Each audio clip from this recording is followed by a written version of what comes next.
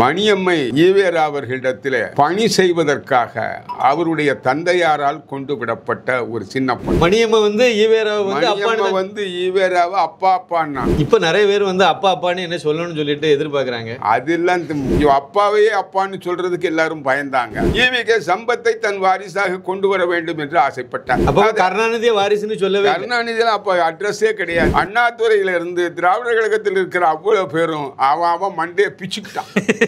ஒண்ணுமில்லைன்னா அவன் பொண்டாட்டி அது கேட்கணும். அவ கொஞ்சம் விவரமானவளா இருக்கா, கோயிலுக்கு எல்லாம் போய்கிட்டு இருக்கா. ஆமா, துர்கா பேரும் சம்ஸ்கிருத வார்த்தை, சான்ஸ்கிரிட் வேர்டு. துர்கான்னு சொல்லக்கூடாது, துர்கா. துர்கா துர்கா கலைஞர் என்ற பெயரை முதல்ல போட்டவன் பாப்பான் தான். தமிழ்நாட்டில் இது போன்ற நபர்களை எல்லாம் தாங்கி பிடிப்பதற்கு பைத்தியக்கார தமிழர்கள் போய்விட்டார்கள். ராஜகோபாலாச்சாரியாரிடத்திலிருந்து அஞ்சல் அட்டையை திறமணி பத்திரிகையில கொடுத்து வெளியிட்டார். யாரு? ஈவேரா ஒன்னும் பெண் இனத்துக்காக விடுதலைக்காக எந்த விதமான துரும்பையும் எடுத்து எங்கேயும் போடல. மணியம்மைக்கு 2வது கல்யாணம் பண்ணல. கல்யாணம் பண்ண வேண்டிய அவசியம் அந்த அம்மாவுக்கு இல்ல. அதை கவனிச்சுக்கிறதுக்கு ஆட்கள் இருந்தாங்க. வீரமணி தன் மனைவி தாலி அத்திருக்காரா? ஊர்ல உள்ளவன் தாலி தானே. நாரதர் மீடியா உணர்வாளர்களுக்கு எனது பணிவான வணக்கம். ரொம்ப நாளைக்கு பிறகு மீண்டும் நம்ம டாக்டர் சடகோபன் ஐயாவை வந்து மறுபடியும் சந்திக்கிறோம். வாங்க ஐயா. வணக்கம். வணக்கம். நாரதர் மீடியா நேயர்கள் அனைவருக்கும் என்னுடைய அன்பான வணக்கத்தை முதற்கண் தெரிவித்துக் கொள்கின்றேன். வாழ்க தமிழ், வாழ்க தமிழ்நாடு, வாழ்க மோடிஜி. வணக்கம் ஐயா. வணக்கம். நாரதர் மீடியா உணர்வாளர்களுக்கு ஒரு சின்ன வேண்டுகோள். நான் எழுதி திரு அண்ணாமலை IPS அவர்களால் வெளியிடப்பட்ட மோடியின் தமிழகம் இந்த புத்தகம் இது 368 பக்கங்கள், 350 ரூபாய். தமிழ்நாடு பாண்டிச்சேரிக்கு வந்து இந்த ஒரு புக்கு வாங்குறது கொரியர் செலவோடு சேர்த்து 400 ரூபாய், மற்ற மாநிலங்களுக்கு 450 ரூபாய்.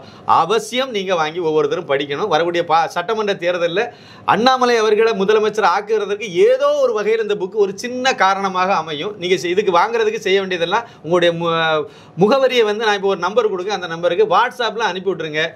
ஜிபே அல்லது ஃபோன்பே மூலமாக பணத்தை அனுப்பிடுங்க. எத்தனை புக்குங்கிறத மென்ஷன் பண்ணி விட்ருங்க. கண்டிப்பாக புக்கு உங்களுக்கு வீட்டுக்கு வந்து சேர்ந்துடும்.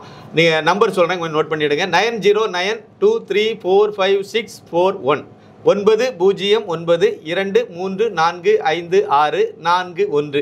இதான் வந்து வாட்ஸ்அப் நம்பர். அட்ரஸ் அனுப்பி விட்ருங்க. இதான் ஜிபே அல்லது ஃபோன்பே நம்பர்.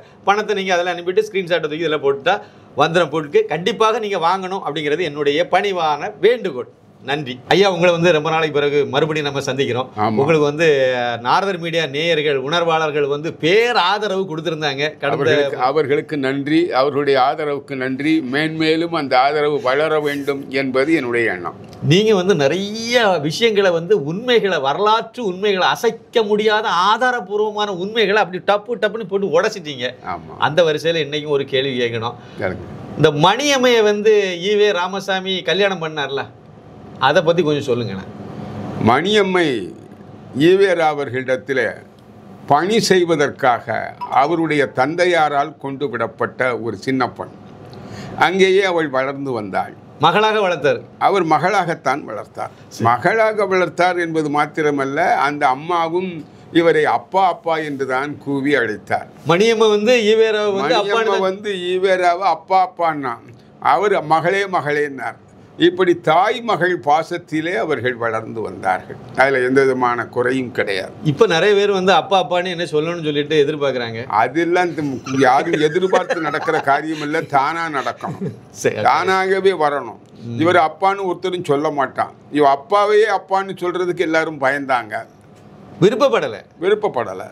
ஆனால் சில பேர் அப்பான்னு சொல்லிட்டாங்க. ஏன்னா சிக்கல் வந்துடக்கூடாதுங்கிறதுக்காக முன்னக்கூட்டியே அப்பான்னு சொல்லிட்டாங்க. சரி, ரைட். நம்ம கதைக்கு வருவோம். ஆக மணியம்மை அவருடைய வளர்ப்பு பெண்ணாக வளர்ந்து வருகிறாள். அப்படி வளர்ந்து வருகிற காலத்தில் பெரியாருக்கு ஒரு பிரச்சனை வந்தது. நம்மகிட்ட நிறைய சொத்து இருக்குது, நிறைய பணம் இருக்குது, கட்சி இருக்குது, இதுக்கெல்லாம் ஒரு வாரிசு வேண்டும் என்று அவர் நினைத்தார். ஆரம்ப காலத்தில் அவர் தன்னுடைய அண்ணன் கிருஷ்ணசாமி நாயக்கருடைய மகனை ஈவிகே சம்பத்தை தன் வாரிசாக கொண்டு வர வேண்டும் என்று ஆசைப்பட்டார். சம்பத் அதற்காகவே வளர்த்தார் என்று கூட நம்ம சொல்லலாம். ஆனால் கொஞ்ச காலத்தில் சம்பத் மீது அவருக்கு நம்பிக்கை இல்லாமல் போய்விட்டது. நம்பிக்கை இல்லாத போன போது அண்ணாவை அவர் சொன்னார். அண்ணாதுறையை அறிஞர் அண்ணா அவர்கள் நம்முடைய தளபதி, அவர் கையில் கல்லாப்பெட்டி சாவியை கையில் கொடுத்து நம்முடைய இயக்கத்தினுடைய வாரிசாக அவரை கொண்டு வர வேண்டும் என்று நான் ஆசைப்படுகிறேன் என்று பல தீக்க மகாநாட்டுகளில் பெரியார் சொன்னார். அப்போ கருணாநிதியை வாரிசுன்னு சொல்லவே கருணாநிதியில் அப்போ அட்ரஸே கிடையாது. சாதாரணமாக எங்கேயோ எழுதிக்கிட்டு இருந்தார், அவ்வளோதான். அப்போ தான் வரார் அவர். சரி, கருணாநிதி பின்னால் தான் வர்றார். அவர் பின்னால் வந்து முன்னேறினவர். சரி, வந்தபோது வருகை வந்து தந்த காலம், வருகை தந்த பதிவேடு அவருக்கு ரொம்ப பின்னால். ஆனால் அவர் முன்னே வந்துட்டார். அது அவருடைய திறமை, அவருடைய ஆற்றல், அவருடைய அறிவாற்றல், அதிலெல்லாம் ஒன்றும் சந்தேகம் கிடையாது. மகா புத்திசாலி, எல்லாரையும் சாப்பிடக்கூடிய ஆற்றல் அவருக்கு உண்டு. அது அவர் பக்கம். அதை பற்றி நம்ம தனியாக பார்ப்போம். இங்கே இந்த அம்மா இந்த அம்மாவை தன்னுடைய வாரிசாக கொண்டு வர வேண்டும் மணியம்மைய என்று அவர் நினைத்தார். 1949 இந்தியாவினுடைய கவர்னர் ஜெனரலாக ராஜாஜி வந்தார். கவர்னர் ஜெனரலாக வந்த ராஜாஜியை திருவண்ணாமலையில் போய் சந்தித்தார். திருவண்ணாமலையில் சந்திப்பதற்கு பெரியார் போகிற போது அவர் தன்னோடு மணியம்மையை அழைத்து கொண்டு போனார். 2 பேரும் போய் திருவண்ணாமலையில் ராஜாஜி அவர்களை சந்தித்தார்கள். அதுவரை ராஜாஜி அவர்களை ஆச்சாரியார் அவர்கள் அப்படி பண்ணிவிட்டார், இப்படி பண்ணிவிட்டார்னு ஆச்சாரியார் அப்படி இப்படின்னெல்லாம் ஏசிக்கிட்டு இருந்தார் பெரியார். ஆனால் அவரை போய் சந்தித்தார். சந்தித்து பேசினார்கள். எவ்வளவு நேரம் பேசியிருப்பார்கள் நினைக்கிறீர்கள்? 1 மணி நேரம், சுமார் 1 மணி நேரம் பேசினார்கள். 1 மணி நேரம் பேசிவிட்டு வந்தார். பத்திரிகைக்கு செய்தி வந்தது. எப்படி செய்தி வந்தது? ராஜகோபாலாச்சாரியாரை ஈவேரா அவர்கள் திருவண்ணாமலையில் சந்தித்து 1 மணி நேரம் பேசினார்கள் அப்படின்னு வந்தது. என்ன பேசினார்கள் என்பதை அவர்கள் தெரிவிக்கவில்லை. இந்த என்ன பேசினார்கள் என்பதை தெரிவிக்கவில்லை என்ற செய்தி வந்தவுடனே அண்ணாதுரையிலிருந்து திராவிடர் கழகத்தில் இருக்கிற அவ்வளோ பேரும் அவன் மண்டையை பிச்சுக்கிட்டான். என்ன பேசியிருப்பாரு? அதை பற்றி பேசியிருப்பாரா, இதை பற்றி பேசியிருப்பாரா, ஆணையை பற்றி பேசியிருப்பாரா அப்படின்னு அவ்வளோ பேரும் போட்டு கசங்குறாங்க. அப்படி கசங்கி கொண்டிருக்கிற காலத்தில் அதை உடைத்தார். யார்? பெரியார் தான் உடைத்தார். அவர் சொன்னார், நான் மணியம்மையை கல்யாணம் பண்ணிக்க போகிறேன் அப்படின்னார். பெரிய அணுகுண்டு போட்டார். அவ்வளோ பேரும் கலங்கி போனாங்க. என்ன செய்யறது? நாம தானே அடுத்த வாரிசுன்னு நினச்சிக்கிட்டு இருக்கிற. சம்பத்துக்கும் ஒன்றும் இல்லாமல் போச்சு, அண்ணாதுரை அவர்களுக்கும் ஒன்றும் இல்லாமல் போச்சு. இங்கே இருக்கிற யாரையுமே அவர் தன்னுடைய வாரிசு என்று ஏற்றுக்கொள்ளவில்லை. இப்பேற்பட்ட ஒரு சூழ்நிலை ஏற்பட்டு கொண்டிருக்கிற காலத்தில் பெரியார் ராஜாஜிக்கு ஒரு கடிதம் எழுதினார். நான் மணியம்மையை திருமணம் செய்து கொள்வது என்று முடிவெடுத்திருக்கிறேன். அந்த திருமணம் பதிவு திருமணம். அவர் சுயமரியாதை கல்யாணத்தை பண்ணலை. சுயமரியாதை கல்யாணத்தில் ஊரில் வரோம் பைத்தியாரம் எச்சவன் இழைச்சவன் அவங்களுக்கெல்லாம் சுயமரியாதை கல்யாணம். ராவணன்கிற பெயர், இரண்யன்கிற பெயர், அரக்கன் பெயர், அசுரன் பெயர் இதெல்லாம் யாருக்குன்னா எச்சவன் இழைச்சவனுக்கு தான். கட்சி தலைவர்களுடைய பிள்ளைகளுக்கு கிடையாது. கட்சி தலைவன் பிள்ளைகள் யாராவது அப்படி பேர் வச்சிருக்கானா பாருங்க? கிடையாது. சமஸ்கிருதத்தில் வச்சிருக்கேன். சமஸ்கிருதத்தில் தான் பேர் வச்சிருப்பேன். இரண்யன், ராவணன், உதயநிதிலாம் பின்னால வந்தது. அது வடமொழி சொல் தான். அவர்களுக்கு சமஸ்கிருத சொல் மீது ஒரு அளவு கிடந்த ஒரு பற்று. ஸ்டாலின் பேர் வச்சு. ஸ்டாலின் யார்? சகரம். சமஸ்கிருத சொல். அந்த இஸ் போட்டு ஸ்டாலின் அப்படின்னா அப்போ அவர் பேர் எப்படி எழுதணும்? ஸ்டாலின். ஈ போட்டு இஸ் போட்டு ஸ்டாலின் போடணும். அல்லது தாலின்னு போடணும். தாலின். சுடாலின்னு போடலாம். சுடாலின்னு போடலாம். ஸ்டாலின் தாலின்னு போடலாம். தா போடலாம். அப்படிலாம் போடலாம். ஆனால் அவர் ஸ்டாலின் போடலையே. அவர் இன்னமும் அந்த சமஸ்கிருதத்துல இருந்து இசை எடுத்து பிச்சை எடுத்து தானே போட்டு வச்சிருக்காரு. அவர் இப்போ இந்த ரூவை கூட மாத்துறாரு, ஆற கூட மாத்தலாமா? அப்படி மாத்தலாமா? உன் பேர்லயே சிக்கல் இருக்கேப்பா, கொஞ்சம் யோசிக்க வேண்டாமா? அது ஒண்ணும் இல்லைன்னா உன் பொண்டாட்டி அது கேட்கணும். அவ கொஞ்சம் விவரமானவளா இருக்கா, கோயிலுக்கெல்லாம் போய்கிட்டு இருக்கா. ஆமா, துர்கா பேரும் துர்கா சமஸ்கிருத வார்த்தை, சான்ஸ்கிரிட் வேர்டு. எப்படி சொல்லணும்? துர்கான்னு சொல்லக்கூடாது. துர்கா துர்கா துர்கா. அந்த துர்காவை கேட்டிருக்கலாம், அந்த அம்மாவது சொல்லியிருப்பாங்க. சரி, அவங்க இப்போ எப்படியோ போயிட்டு இருக்காங்க. அவங்களுக்கு வடமொழி வெறுப்பு, தூய தமிழ் எல்லாம் அவங்களுக்கு கிடையாது.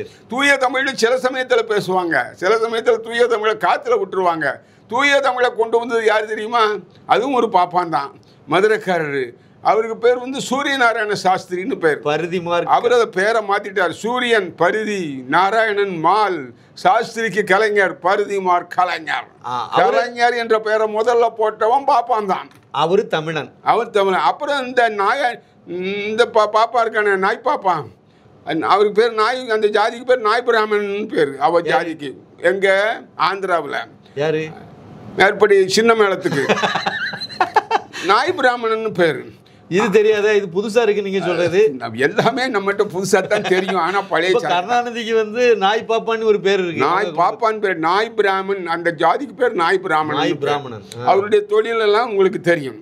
அப்படிப்பட்ட நிலையில அவர் வந்து தன்னுடைய பேரை கருணாநிதினு மாத்துறாரு. அவருடைய ஒரிஜினல் பெயர் தட்சிணாமூர்த்தி. கருணாநிதியும் தமிழ் கிடையாது, கருணாநிதியும் தமிழ் கிடையாது, தட்சிணாமூர்த்தியும் தமிழ் கிடையாது. ஆனா இவரு தமிழின தலைவர். தூய தமிழ் பெயரை தான் வைக்க வேண்டும் என்ற ஆர்வத்தோடு எது தமிழ் சொல் எது வடமொழி சொல் என்கின்ற பேதம் தெரியாமல் அவர் எப்படி பேரை வச்சுக்கிட்டாரு? கருணாநிதி. கருணா கருணா கருணா நிதி. இல்ல இதுல எனக்கு என்ன சந்தேகம் ஐயா அப்படின்னா, சொல்லுங்க ஐயா. அதாவது பரதிமார் கலைஞர் வந்து அவருடைய பேரை சூரிய நாராயண சாஸ்திரிங்கிறத மாத்தி தமிழ் பேரா வச்சவர் தமிழன் இல்லை. அவர் தமிழன், பார்ப்பனர், அவர் பிராமணன், தமிழன் கிடையாது. ஆனா இவருடைய பேரு ஒரிஜினல் பேரு தட்சிணாமூர்த்தியை மாற்றி கருணாநிதினு இன்னொரு சமஸ்கிருத பேரை வச்சது தமிழின தலைவர் ஆயிட்டார். தமிழின தலைவர் என்று சொல்லிக் கொண்டார். நாட்டினுடைய கேவலம் என்னவென்றால், தமிழ்நாட்டில் இது போன்ற நபர்களை எல்லாம் தாங்கி பிடிப்பதற்கு பைத்தியக்கார தமிழர்கள் போய்விட்டார்கள்.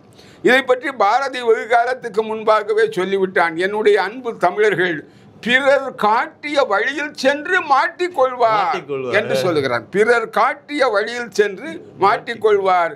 அவர்கள் எல்லாம் பிறர் காட்டிய வழியில் சென்று மாட்டிக்கொண்டு விட்டார்கள். இங்க நாம பேசிக்கொண்டிருக்கிற தலைப்பு என்னன்னா, மணியம்மையை பத்தி. மணியம்மையை தான் திருமணம் செய்து கொள்ள விரும்புவதாகவும், அந்த திருமணம் பதிவு திருமணம், சுயமரியாதை திருமணம் கிடையாது. சுயமரியாதை திருமணம் எல்லாம் சும்பனுக்கும் வம்பனுக்கும் கொம்பனுக்கும் தான். அது நம்ம வீட்டு பிள்ளைகளுக்கு கிடையாது. ஆகவே நம்ம பதிவு திருமணம் செய்தால்தான் அந்த திருமணம் அங்கீகரிக்கப்படும். சுயமரியாதை திருமணத்துக்கு அப்பொழுது சட்ட அங்கீகாரம் இல்லை. சட்ட அங்கீகாரம் வேணும்னா புரோகிதனை வச்சு கல்யாணம் பண்ணணும். அப்படி வேற வழியே கிடையாதுன்னா பெரியார் அதையும் செஞ்சிருப்பார். அதில் ஒன்றும் சந்தேகமே கிடையாது. ஆக இந்த கல்யாணத்தை நடத்தணும் பதிவு திருமணம். அந்த பதிவு திருமணத்துக்கு தாங்கள் வந்து கையெழுத்து போட வேண்டும். அகில உலக ஆட்சியை கையில் வைத்திருக்கக்கூடிய இங்கிலாந்து சாம்ராஜ்யத்தினுடைய பிரதிநிதியாக இந்தியாவை ஆண்டு கொண்டிருக்கிற கவர்னர் ஜெனரல், ஒரு மொழி வைத்து குமரி முதல் இமயம் வரை இருக்கக்கூடிய இந்தியாவை ஆண்டு கொண்டிருக்கிற சக்கரவர்த்தி ராஜகோபாலாச்சாரியாரை பார்த்து எனக்கு கையெழுத்து போடவான்னு எழுதி ஒரு அஞ்சலட்டையில் தான் அனுப்புகிறார். முக்காலனா காடு தான். ரொம்ப கஞ்சம்னா அப்படிப்பட்ட கஞ்சம் கிடையாது. முக்கால்னா காடு அனுப்பிச்சிட்டார். ராஜாஜி அதை வாங்கி பார்த்தாரு. அவர் ஒரு முக்கால்னா காடு எடுத்தார். அஞ்சலட்டையில் எழுதினார், ஐயா, இத்தனை வயதிற்கு மேல் ஒரு இளம் பெண்ணை திருமணம் செய்து கொண்டால் என்னென்ன பிரச்சனைகள் வரும் என்பதை நான் உங்களுக்கு சொல்ல வேண்டியதில்லை. உங்களுக்கே எல்லாம் தெரியும். ஆகவே நீங்கள் இந்த திருமணத்தை தவிர்த்து விடுங்கள். திருமணம் வேண்டாம். நான் என்னுடைய அலுவலகத்தில் கவர்னர் ஜெனரல் ஆஃபீஸில் கேட்டேன், இந்த மாதிரி ஒரு பதிவு திருமணத்துக்கு போய் சாட்சி கையெழுத்து போடலாமான்னு கேட்டேன். அவர்கள் போகக்கூடாது என்று சொல்லிவிட்டார்கள்.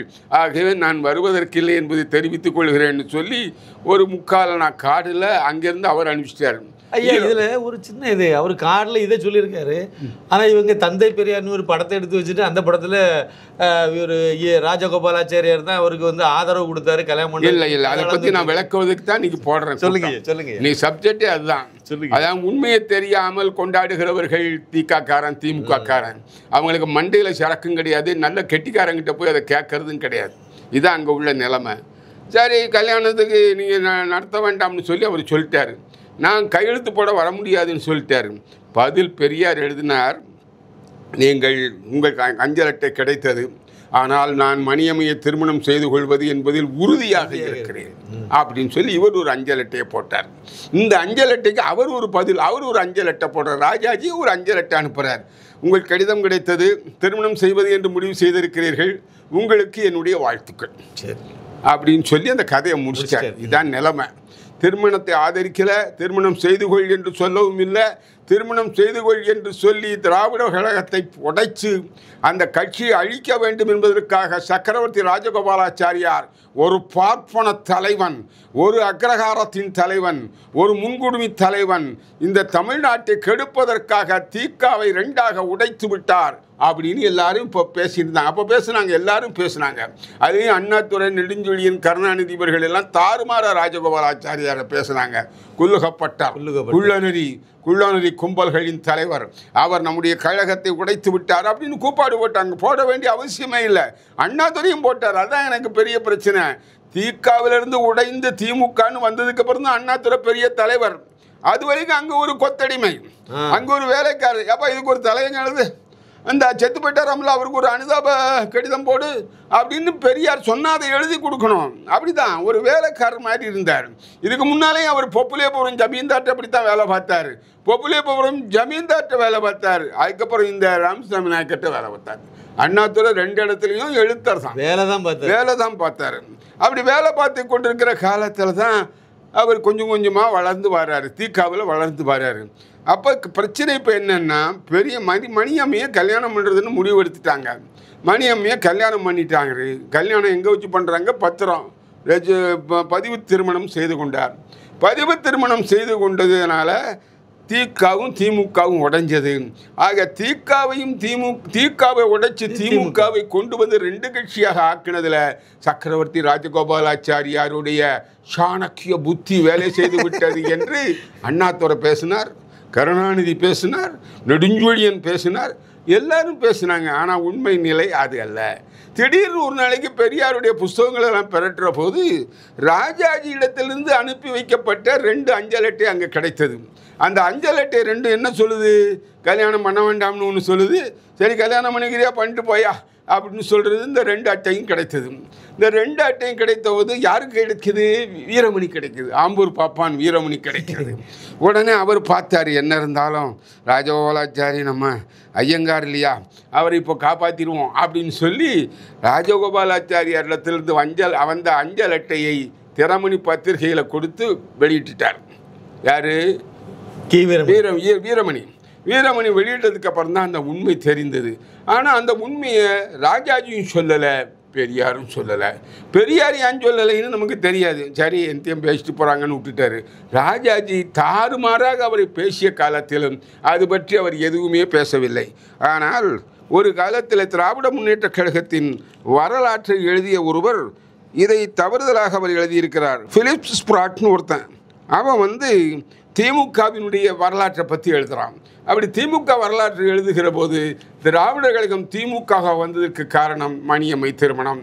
அந்த மணியம்மையை திருமணம் செய்து கொள்ளலாம் என்று ராஜாஜி சொல்லிவிட்டார்.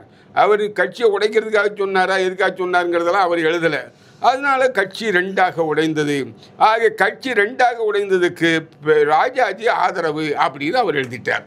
ஆனால் உண்மை நிலையை பார்க்கிற போது, ராஜாஜியினுடைய பதில்களை பார்க்கிற போது 2 அஞ்சல் அட்டை ரொம்ப அழகாக சொல்லியாச்சு. கல்யாணம் பண்ணாத, வயசாகி போச்சு, இந்த வயசுக்கு மேலே கல்யாணம் பண்ணால் என்னென்ன கஷ்டங்கள் வரும் என்பது உங்களுக்கு நன்றாக தெரியும். ஆகவே திருமணம் செய்ய வேண்டாம் என்றுதான் ராஜாஜி சொன்னார். ராஜாஜி நேரிய பாதையைத்தான் காட்டுவார், சீரிய பாதையைத்தான் காட்டுவார்.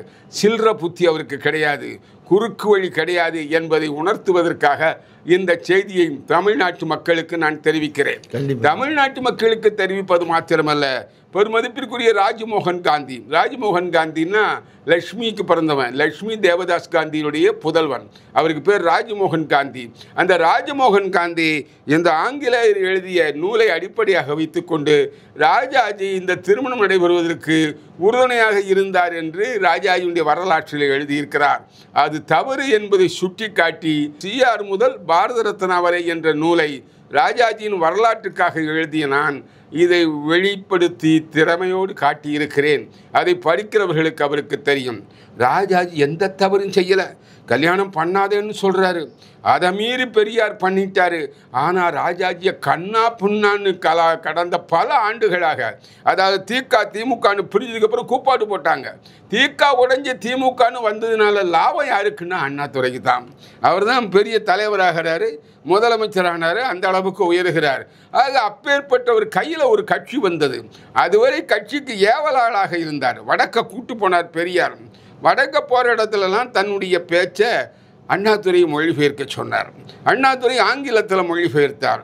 அவருடைய ஆங்கில மொழி புலமையை பார்த்து வடக்கே இருக்கிறவங்கெல்லாம் அவரை தனியாக பேச கூப்பிட்டாங்க. அப்போ நான் எங்கள் தலைவர்கிட்ட கேட்டுக்கிறேன்னு நியாயமாக சொல்லிவிட்டு தலைவர்கிட்ட கேட்டார். பெரியார் சொன்னார், அவங்க கூப்பிட்டாங்கன்னு கூட்டங்களுக்கெல்லாம் போகக்கூடாது, அதான் இவன் பெருசாக வளர்ந்துடக்கூடாது, அண்ணாதுரை இப்படியே தான் இருக்கணும் என்று பெரியார் நினைக்கிறார். பெரியார் ஒரு சர்வாதிகாரி. தன் கட்சியில் அவர் தான் சர்வாதிகாரி. என் கட்சிக்கு வந்தாச்சுன்னா நான் என்ன சொல்கிறேனோ அதை கேட்கணுமே தவிர ஏன் சொல்கிறீங்கன்னு கேட்கக்கூடாது. என் கட்சியில் சேராது இருக்கிற போது, என்னுடைய கூட்டத்திற்குள் வராமல் இருக்கிற போது என்னை பற்றி கேட்கலாம், என்னோடு விவாதிக்கலாம், என்னோடு பேசலாம். ஆனால் என் கட்சிக்குள் வந்ததற்கு பிறகு நான் என்ன சொல்கிறேனோ அதைத்தான் கேட்க வேண்டும். சுடு என்று சொன்னால் போலீஸ்காரன் சுட வேண்டும். சர்க்கிளோ எஸ்பியோ மேலே இருந்து சுடுன்னா சுடணும். இராணுவத்தில் மேலிருந்து ஹைகமாண்ட் உத்தரவு போட்டு அதை அப்படியே பின்பற்ற வேண்டும். அதுபோன்று திராவிட கழகத்துக்கு வருகிறவனுக்கு சுத்தமாக அறிவு இருக்கக்கூடாது, சுயமாக சிந்திக்கக்கூடாது, முற்றிலும் முட்டாளாக இருக்க வேண்டும். நான் முட்டாள்களைத்தான் விரும்புகிறேனே தவிர அறிவாளிகளை விரும்பவில்லை. என் கட்சிக்கு வந்தால் நான் சொல்கிறது அப்படியே தான் கேட்கணும் அப்படி என்று சொன்னவர் தான் பெரியார். இல்லை, இன்னும் 2 விஷயம் இந்த கல்யாணம் சம்பந்தமாக 2 விஷயம் கேட்கணும். கேளுங்க. ஒன்று வந்து இந்த கட்சி அதாவது திராவிட கழகத்திலிருந்து திராவிட முன்னேற்ற கழகங்கிறத திமுக உதயமானதுக்கு காரணம் இந்த குள்ளுக்கப்பட்டார்னு சொல்லிவிட்டாங்க. ஆமாம், சொல்லிவிட்டாங்க. அதாவது ஒரு ராஜாஜி தான் இதுக்கு காரணம் அந்த மாதிரி எல்லாம் சொல்லி அவருக்கு மேலே வந்து பழிய போட்டாங்க. ஆனால் இன்னொரு பக்கம் என்ன சொல்கிறாங்கன்னா, இந்த திராவிட கழகம்ங்கிற இது வந்து அரசியலில் போட்டியிடாது, அதை போட்டியிடக்கூடாதுங்கிறதுல ஈவேரா வலியுறுத்தினார். அதில் நிலைப்பாட்டில் அவர் இன்றைக்கு வரைக்கும் அதை அப்படி தான் இருக்காங்க. அந்த இதில் தான் அன்னைக்கு இருந்தார். ஆனால் இந்த ஒரு அண்ணாதுரை, அப்புறம் இந்த சம்பத்து, அப்புறம் வந்து ஒரு கருணாநிதி, இன்னும் பிற தலைவர்களுக்கெல்லாம் நம்ம தேர்தலில் போட்டியிட்டால் தான் சம்பாதிக்க முடியும், எம்எல்ஏ எம்பி ஆனால் தான் நம்ம அடுத்த லெவலுக்கு போக முடியும், அதை இந்த கிழவர் வந்து ஒத்துக்க மாட்டேங்கிறாரு, அதனால நம்ம பிரிஞ்சு தனியாக ஒரு கட்சி ஆரம்பிக்கலாம்னு சொல்லி அன்னைக்கு ஒரு மனநிலையில் இருந்ததா சொல்கிறாங்க. அது ஒரு முக்கியமான செய்தி என்னன்னா, மணியம்மை திருமணம் மாத்திரம் தீக்கா உடைந்ததற்கு காரணம் இல்லை. மணியம்மை திருமணமும் ஒரு காரணம், அது ஒரு முக்கிய காரணம். அதை பயன்படுத்தி கொண்டார்கள். மற்றவற்றை சொன்னால் திராவிடர் கழகத்துக்காரர்கள் அத்தனை பேரும் ஏற்றுக்கொள்ள மாட்டார்கள், சம்பத் ஏற்றுக்கொள்ள மாட்டார். ஆகவே மணியம்மை திருமணத்தை சொல்லி ஒரு பெரிய புகைச்சலை உண்டு பண்ணி அண்ணாதுரை தன்னுடைய திறமையை எல்லாம் பயன்படுத்தி தன்னுடைய திராவிடன் இதழிலே கண்ட மாதிரியாக எழுதி பெரியாரை கொச்சைப்படுத்தி, யாரையும் கொச்சைப்படுத்துவது என்பது திமுக காரங்களுக்கு ரொம்ப கைவந்த கலை. ஆகவே பெரியாரை தாறுமாறாக கொச்சப்படுத்தி அந்த கட்சியை 2ஆக உடைத்து விட்டார்கள். ஆகவே மணியம்மை திருமணம் ஒரு வாய்ப்பை ஏற்படுத்தியது. பெரியாரை விட்டு விலகி வருவதற்கு வயதானவர் ஒருவர் இளம்பெண்ணை கல்யாணம் பண்ணுகிறார் என்ற கோட்பாடு இருக்கிறதே, ஒரு கூக்குரல். அந்த கூக்குரலுக்கு வலிமை இருந்தது. அந்த வலிமையை பயன்படுத்தி கொண்டுதான் நெடுநாட்களாக இவருக்கு ஒரு கணக்கு தீர்க்க வேண்டும் என்று எண்ணிக்கொண்டிருந்த கருணாநிதி போன்றவர்கள் பெரியாரிடத்தில் இருந்து விலகி வெளியிலே வந்தார்கள். அதில் ஒரு சாமர்த்தியம் வருகிற போது சம்பத் தோளில் கையை போட்டு கொண்டு அழைத்து கொண்டு வந்தார் அண்ணாதுரை. சம்பத்தையும் அங்கிருந்து துண்டு வெட்டிட்டார். ஒருவேளை சம்பத் அங்கேயே இருந்திருப்பாரே, ஆனால் தன்னுடைய அண்ணன் கிருஷ்ணசாமி நாயக்கருடைய மகனுக்கு சொத்துக்களை கொடுத்து அவனை திரும்பவும் கட்சியிலே தலைவராக்கி விடலாம் என்று எண்ணுவதற்கும் கருதுவதற்கும் செய்வதற்கும் ஒரு வாய்ப்பு இருந்தது. அந்த வாய்ப்பை அறவே ஒழித்து விட்டார் சம்பத். அப்படி சம்பத் ஒழிப்பதற்கு காரணமாக இருந்தவர் காஞ்சிபுரத்துக்காரர். சரி, இப்போ வந்து அவர் கல்யாணம் பண்ணும்போது இவருடைய வயசு 72. ஆமாம், மணியம்மை கல்யாணம் பண்ண 26 வயசு. ஆமாம், 26 வயசு மணியம்மையை அவர் வந்து கல்யாணம் பண்ணார். அப்போவே அவருக்கு வந்து இந்த சிறுநீரக கோளாறு வந்து மூத்திர செட்டியை தூக்கிட்டு போகக்கூடிய அளவுக்கு தான் உடல்நிலை. அப்போ எப்படி இருந்து சொல்ல முடியாது. 72 வயது. அப்போவே கட்டிங் பண்ணிட்டாரா என்னன்னு நமக்கு தெரியாது. அந்த சிறுநீரக கோளாறு என்ன பண்ணாங்க, அதுக்கு டியூப் எப்போ போட்டாருங்கிறது நமக்கு தெரியாது. அந்த போட்டோ ஒன்று இருக்கு வெளியே. அந்த திருமண கோலத்தில் நிற்கும் போதே பக்கத்தில் ஒருத்தர் அந்த தூக்கு சட்டியை பிடிச்சிருப்பார். அப்படியா? அது வந்து படம், கார்ட்டூனா போட்டோவா? போட்டோ ஒரிஜினல் போட்டோவே இருக்கு. இப்போ இதில் என்ன அப்படின்னா, அவருக்கு உடல் ரீதியாக எதுவுமே செயல்பட. ஆனால் இந்த அம்மா வந்து 26 வயசு. அது கல்யாணம் முடிஞ்சு ஒரு இல்லற வாழ்க்கையில் ஈடுபடக்கூடிய ஒரு வயசு. இவங்களை வந்து அவர் கல்யாணம் பண்ணிட்டார். அவங்களுக்கு அந்த உடல் ரீதியான அந்த இச்சைகள், ஆசைகள் எல்லாம் அவங்களுக்கு இருக்கத்தானே செய்யும். அப்புறம் என்ன பகுத்தறிவு, எப்படி கல்யாணம்? பகுத்தறிவுக்கு ஒத்து வரக்கூடிய கல்யாணம் அல்ல. அதனால தான் ராஜாஜி வேண்டான்னு சொல்லியிருக்காரு. ராஜாஜி அதான் சொன்னார், ஒரு இளம் பெண்ணை தாங்கள் 72 வயதுக்கு மேல் திருமணம் செய்தால் என்னென்ன பிரச்சனைகள், அதுக்கு மேல அவர் திங்க் பண்ணிட்டாரு. நீங்க ஒரு குறிப்பிட்ட அளவுல தான் எண்ணி பார்க்கறீங்க, அதுக்கு மேல அவர் யோசிச்சார். எத்தனை பேர் வந்து கதவை தட்டுவாங்கிறதெல்லாம் அவர் யோசனை பண்ணி ரொம்ப அழகா சொல்லிட்டார். சரி, அடுத்த பாயிண்ட். இவரை வந்து பெண் இனத்துக்கே உதவுனாரு. அதாவது பெண்கள் வந்து அந்த உரிமைக்காக குரல் கொடுத்ததே ஈவேரா தான் அப்படின்னு சொல்லி அது ஒரு அர்த்தமற்ற தவறான ஒரு கருத்தை ஈவேரா மீது சொல்லுகிறார்கள். ஈவேரா ஒன்றும் பெண் இனத்துக்காக, விடுதலைக்காக எந்த விதமான துரும்பையும் எடுத்து எங்கேயும் போடலை. அவர் பெண்களை ஒரு போகப் பொருளாகத்தான் கவனித்தார். ஆரம்ப காலத்தில் அவர் அரசியலுக்கு வருகிற காலத்தில், அரசியலுக்கு வருவதற்கு முன்பாக உள்ள காலத்தில், எல்லா காலத்திலையும் அவர் தாசிகள் வீடுகளுக்கு போய்விட்டுத்தான் வெளியிலே வருவார். இதை நான் சொல்லலை, அவருடைய பிரதான சீடரே ராஜாஜி, பிரதான சீடரே பெரியார் தமிழர் தலைவர் அப்படின்னு ஒரு நூல் எழுதியிருக்கார். அந்த சிதம்பரநாதன், சுவாமி சிதம்பரனார், சாமி சிதம்பரனார், சுவாமி இல்லை, சாமி சிதம்பரனார். சாமி சிதம்பரனார் பெரியாருடைய அருமை சீடர். அவரோடு நெடுநாள் போய்கொண்டே இருந்தவர். அப்பேற்பட்டவர் பின்னால் விலகிட்டார். பின்னால் விலகினது மாத்திரமில்லை, ராமாயணத்தை கொளுத்தணுங்கிற காலத்தில் கம்பராமாயணத்தை கொளுத்தக்கூடாது, ஒரு நல்ல நூல் என்று சொல்லி கம்பனில் இருக்கக்கூடிய சிறந்த பாடல்களை எல்லாம் தொகுத்து ஒரு 1000 பாடல்களுக்கு விளக்க உரையும் எழுதிவிட்டார் சாமி சிதம்பரனார். அதெல்லாம் வெளியே சொல்லவே இல்லையா? வெளியே வந்து நூலாகவே வந்துருக்கு. எங்கிட்டே ரொம்ப நாள் அந்த நூல் இருந்தது. யாரோ ஒரு நண்பர் வந்து நான் படிச்சுட்டு தரேன்னு கொண்டு போனார். அப்புறம் திருப்பி கொண்டு வந்து தரவே இல்லை. 1000 பாடல்கள், பெரிய புஸ்தகம். ஆத்திர அவசரத்துக்கு தலைக்கு வச்சு தூங்கலாம், அவ்வளோ பெரிய புஸ்தகம். நல்லாவே எழுதியிருக்காரு சாமி சிதம்பரனார். கம்பனை நன்றாக அனுபவித்து எழுதியிருக்கிறார். காமராஜுக்கு கம்பராமாயணம் தெரியும், அது தெரியுமா உங்களுக்கு? காமராஜ் 1942 குவிட் இண்டியா மூவ்மெண்ட் போராட்டத்தில் உள்ள சிறைச்சாலைக்கு போகிற போது வெள்ளகால் வேப்ப சுப்பிரமணிய முதலியார் எழுதிய கம்பராமாயண சாரம் நூல்கள் 6 காண்டத்தையும் அவர் எடுத்துகிட்டு போகிறார். அங்கே சிறைச்சாலைக்கு போகிறார். சிறைச்சாலையில் அவரால் படிக்க முடிஞ்சதா என்ன என்பது தெரியாது. அந்த நூல் பின்னால் விருதுநகரில் அவர் வீட்டுக்கே வந்து அவருடைய மாடியில் அந்த நூல் இருந்தது. நான் அந்த நூலை எடுத்து பார்த்துருக்கிறேன். அந்த நூல் எங்கிட்டையும் இருக்குது. அது வந்து வெள்ளகால் வேப்ப சுப்பிரமணிய முதலியார் போட்டது. கவி சக்கரவர்த்தி கம்பனுடைய கவிதையிலே ஈடுபாடு கொண்டவர் காமராஜ். பெரியாருக்கு கம்பன் பாடல்கள் தெரியும். பெரியார் கம்பன் பாடலை மேற்கோள் காட்டி வெள்ளைக்கார அதிகாரிக்கு பதில் சொன்ன ஒரு பகுதியும் என்னிடத்தில் இருக்கிறது. அதையும் நான் வைத்திருக்கிறேன். நான் பெரியாரை பற்றி பேசுகிறேன் என்றால், ஆனமுத்து என்பவர் பெரியாரின் பேச்சுக்களை தொகுத்து வெளியிட்டிருக்கிறார். அது பூராவுமாக சேர்ந்து ஒரு 20 வால்யூம் இருக்கும். அந்த வால்யூம் பூராவையும் அவ்வளத்தையும் வாங்க வேண்டும் என்று நான் நினைத்தேன். எங்கள் அப்பாக்கிட்ட கேட்டேன், வாங்கடா அப்படின்ட்டாரு. உடனே 3000 ரூபாயை கட்டினேன். பணம் கட்டின உடனே புஸ்தகம் பூரா வந்தது. அந்த புத்தகத்தை ஒரு ஆட்டோவில் வச்சு தான் வீட்டுக்கு கூட்டின்னு வந்தேன். அந்த நூல் பூராவின் இடத்தில் இருக்கிறது. அதையெல்லாம் படித்து விட்டுத்தான் நான் பெரியாரை பற்றி சொல்லுகிறேன். பெரியாரை பற்றி எனக்கு கருத்துக்கள் எல்லாம் தந்தது அவருடைய பேச்சுத்தான். ஆனைமுத்து பெரியாரின் பேச்சை தொகுத்து வெளியிடவில்லை என்று சொன்னால் யார் இந்த பெரியார் என்பதை நாம் இன்றைக்கு மேடையில் பேசியிருக்கவே முடியாது. ஆதென்டிகேட்டட் ப்ரூஃப் எங்கே இருக்குன்னா ஆனமுத்துடைய தொகுப்பு நூலில் தான் இருக்குது. அவர் பெண்களை பற்றி ஒன்றும் பெருசாக பாராட்டி பேசலை. பெண்களை ஒரு போக பொருளாகத்தான் அவர் கவனித்தார்.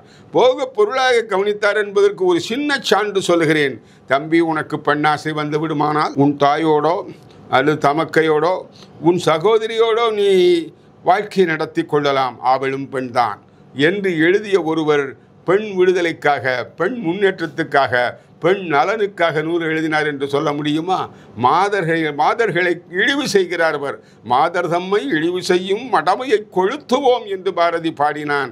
கொளுத்தப்பட வேண்டிய கருத்துக்களை சொன்ன பெரியாரை அவர் பெண்கள் விடுதலைக்காக பாடுபட்டார் என்று சொல்லுகிறவன் கொல்லிக்கட்டையை வைத்துக்கொண்டு தலையை சொறிவது போன்றதாகும். சரி, இன்னொரு பாயிண்ட், அதை இதை சார்ந்து தான் வருது. அதுவும் அதாவது வந்து மறுமணம் அப்படிங்கிறத, அதாவது கைம்பெண்கள் மறுமணம், கணவனை இழந்தவங்களுக்கு மறுமணம் பண்ணணுங்கிறதையே ஈவேரா தான் கொண்டு வந்தார். இல்லை இல்லை, அதுக்கு முன்னாலே கேள்வி என்னன்னா, இது அவர் தானே கொண்டு வந்தாருன்னு இப்போ பரப்பிட்டு இருக்காங்கல்ல. இப்போ இவங்க பின்னாடி வந்தவங்க சொல்றாங்கல்ல. அப்போ அந்த மணியம்மைக்கு 2வது ஒரு கல்யாணத்தை பண்ணி வைக்கணும்னு அவர் சொல்லிட்டு போயிருக்கணும்ல. அப்படிலாம் அவர் சொல்லிட்டு போகலை. மணியம்மைக்கு 2வது கல்யாணம் பண்ணலை. கல்யாணம் பண்ண வேண்டிய அவசியமும் அந்த அம்மாவுக்கு இல்லை. ஏன்? அதை கவனிச்சுக்கிறதுக்கு ஆட்கள் இருந்தாங்க. யார் இருந்தா? அது யாரெல்லாமே இருந்திருப்பாங்க. அதை பற்றி உங்களுக்கு தெரியணும்னா ஆனமுத்துடைய நூலை படிக்கணும். ஆனமுத்து அதை பற்றி எழுதியிருக்காரு. நான் சொல்ல வேண்டாம். என்ன நடைபெற்றது அங்கே, இதெல்லாம் நடைபெற்றதாக எங்களுக்கு தகவல் வந்திருக்கின்றன அப்படி என்று அவர் எழுதுகிறார். யாரு அந்த மணியம்மையை வந்து அதுக்கு பிறகு கேட்டாங்க? அது போக வேண்டாம், அதுக்கு போக வேண்டாம். 2வது மணியம்மை, வீரமணி தான் வந்து கூட கூட்டிட்டு படம் பார்க்கலாம் கூட்டிட்டு போனார்னு ஒரு இதை சொன்னாங்க. வீரமணி நெருக்கமாக இருந்தார் அப்படிங்கிறது ஆனமுத்துவும் சொல்றார். செகண்ட் ஷோ படம் பார்க்கறதுக்கெல்லாம் மணியம்மை வந்து வீரமணி தான் வந்து தனி வண்டியில் கூட்டிகிட்டு போவார். அதுவும் எந்த வண்டின்னா, ஒரு பிரச்சாரத்துக்கு வேற பிரச்சாரத்துக்கு போன வேன் வந்து தொண்டர்கள் வந்து கொடுத்த காசில் வசூல் பண்ணி வாங்கின வேனு. அந்த வேனில் இந்த அம்மாவை கூட்டிகிட்டு இவர் நைட்டு படம் பார்க்க போயிட்டாரு அப்படின்னு சொல்லிட்டு ஒரு இதை நான் படிச்சிருக்கேன். இருக்கலாம். சரி, இவர் பெண் விடுதலைக்காகவும் அப்புறம் வந்து இந்த மறுமணத்துக்காகவும் போராடினான்னு சொல்றாங்க. மறுமணத்துக்காகவோ பெண் விடுதலைக்காகவோ அவர் போராடியதாக எதுவும் இல்லை. அவருடைய சீர்திருத்தங்கள்லாம் ஒரு மாதிரியாக நடந்து கொண்டிருந்தன. பிற்காலத்திலேயும் கூட அந்த சீர்திருத்தங்களை பெரிதாக அவர் செய்ததாக எனக்கு தெரியவில்லை. அவருக்கு அப்படிப்பட்ட ஒரு சீர்திருத்த மனப்பான்மை எல்லாம் இல்லை. ஆரம்ப காலத்திலே அவர் பெண்களை ஒரு போகப் பொருளாக பார்த்தார் என்றுதான் நமது சாமி சிதம்பரனார் எழுதியிருக்கிறார். ஆனைமுத்து எழுதினதுலையும் அதுதான் வருது. ஆனைமுத்தும் அப்படித்தான் எழுதுறாரு. அப்படித்தானே எழுத முடியும். ஒருத்தருக்கு என்ன நடவடிக்கை அவரிடத்தில் இருந்ததோ அதைத்தான் எழுத முடியும். அவருக்கு உடல் நலம் வேற கெட்டு விட்டது. இன்னும் சொல்ல போனால் தாம்பத்திய வாழ்க்கைக்குரிய நிலை அவருக்கு இருந்திருக்காது.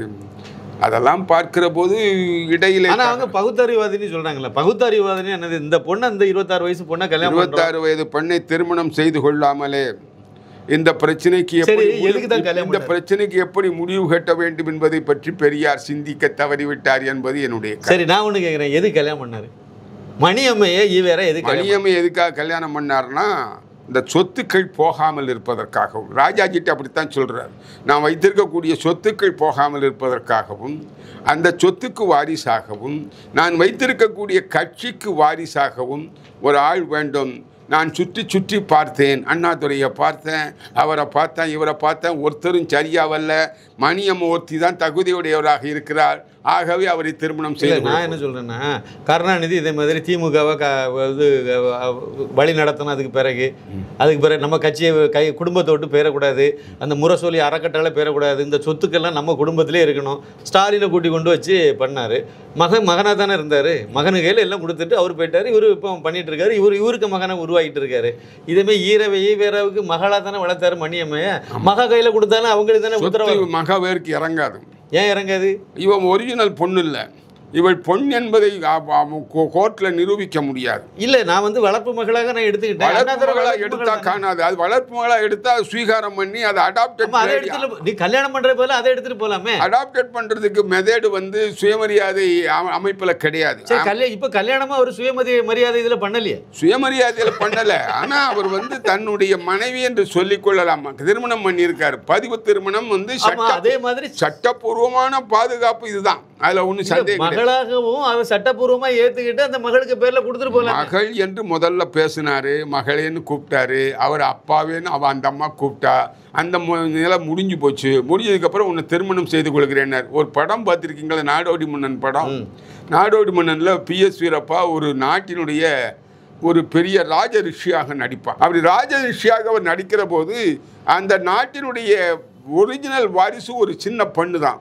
அந்த பெண்ணை அங்கேருந்து கடத்தி கொண்டு போய் ஒரு தீவில் வச்சு வளர்ப்பார். தீவில் வச்சு வளர்க்கிற காலத்தில் இவரை பார்க்கிற போதெல்லாம் அந்த பெண், அப்போ சரோஜா தேவி தான் அந்த பெண்ணை நடிக்கிறார். அப்பா அப்பான்னு கூப்பிடுவார்.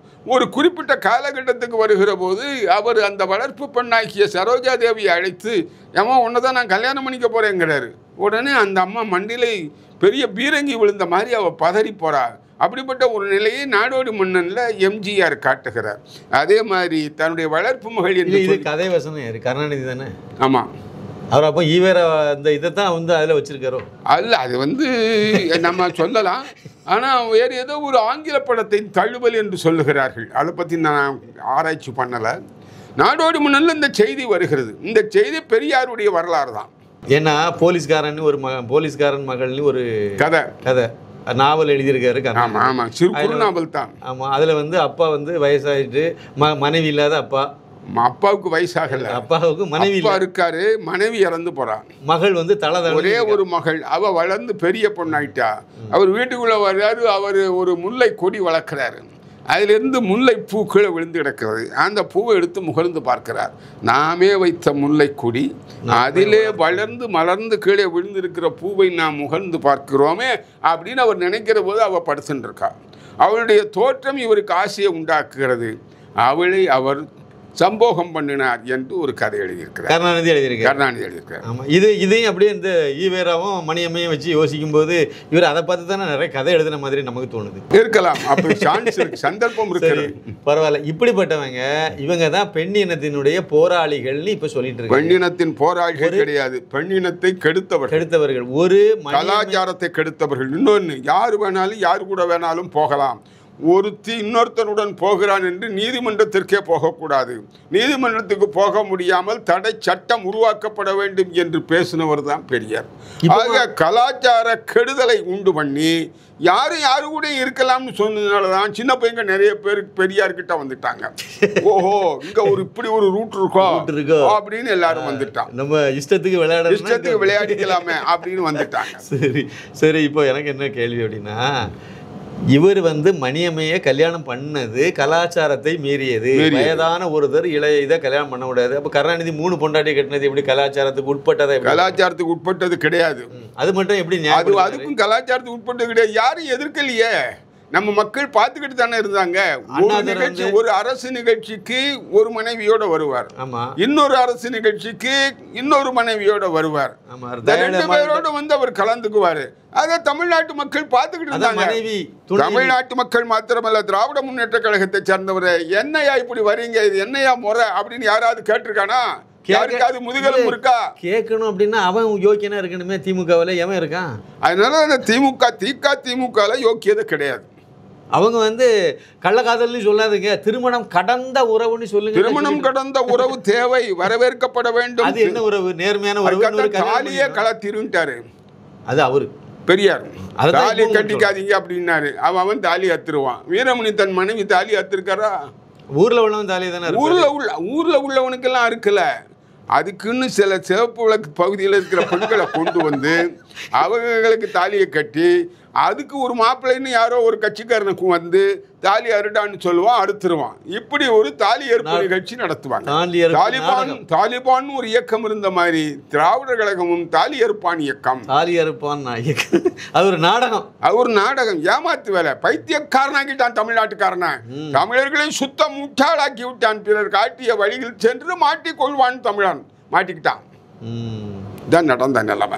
சரிங்க, பல்வேறு தகவல்களை நீங்கள் பகிர்ந்துக்கிட்டீங்க. மிக்க நன்றி. நன்றி வணக்கம். நன்றி வணக்கம்.